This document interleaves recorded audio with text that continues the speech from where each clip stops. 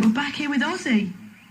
Do you ever sort of live with any regrets at all? I mean, you talked a bit earlier on about the fact that, you know, you really genuinely think that you're lucky to be alive. I mean, if you had your time again, would you seriously consider, like, ditching the drugs? No.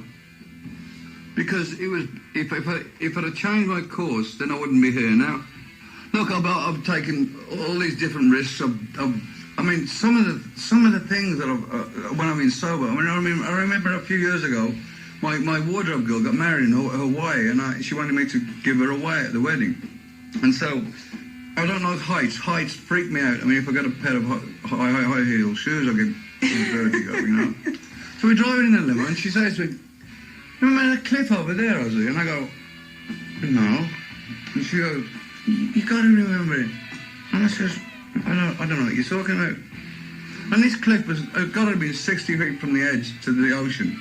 She said, "Don't you remember about 4 years ago we were here and you were stoned out your head and you just said it's a good day for the swim and you jumped off the cliff into the ocean." And I looked at it and I shudder went up my back. I said, "You're kidding me." I was like in shock, you know. And I once got on one of them ski lift things. There was a restaurant.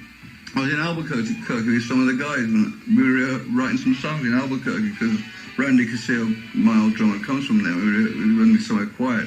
And there was this ski lift from the ground to this restaurant on top of this mountain. And I reckon that I was drunk, and I got the ladder and climbed out on top of the roof, and it was icy, and it was like a 3,000-foot drop. And when I saw this ski lift there again, I was like, whoa, you know. But you really honestly believe that the sum total of all your experiences have brought you to where you are today, and that's a good place to be? No, it's not a good place to be, because I'm a very lucky man to be alive. I mean, if I die earlier than I should, I suppose I've attributed to some of my bodily malfunctions or whatever. If my liver falls out my ass when I'm 59 or something.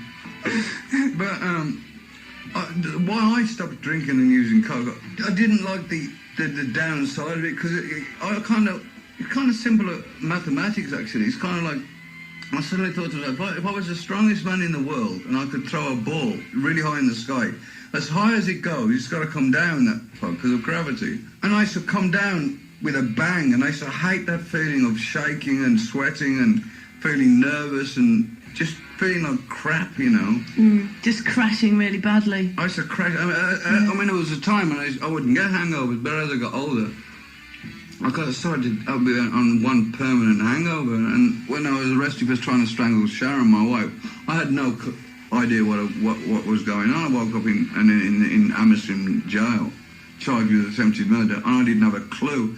And that was always my fear. And that was the beginning of the end of the booze for me, because I mean, something had to go. I mean, I'd already destroyed one marriage from my behaviour, and I was just about on the verge of destroying the second one. And luckily, I managed to get over that, you know. But a lot of people don't, you know. But you wouldn't change that, in spite of the fact that it's a part of my life. I'm a believer that before you're even born, your life's hatched out for you, you know. If I had gone that way, I would have gone another way, and it would have been a different. It might have been a different way, but I mean, I don't know. I think personality's got to do with it, and I think I've got a very addictive personality. Whatever I do, I'm a train addict now. I haven't been training for a few weeks because I broke my rib. Talking of which, with all the crazy shit that I've done in my life, I'm staying at a hotel in Los Angeles because I was selling one house and buying another house, and all these people are milling around. I go to my wife, I can't stand this. I'm going over to the hotel.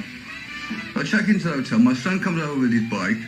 Now, I've jumped off cliffs. I've been on all this. I've nearly died in air crashes. People pull guns.